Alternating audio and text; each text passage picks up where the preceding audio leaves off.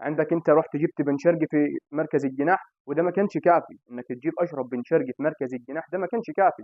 متى احنا احنا عندنا محمد طاهر مباراه ومباراه لا، عندك حسين الشحات مباراه و10 لا. يبقى احنا عندنا ابي طاهر وحسين الشحات، انت رحت جبت مين؟ وعندك محمد عبد الله ده ناشئ، انت رحت تجيب مين؟ اشرف بن شرقي.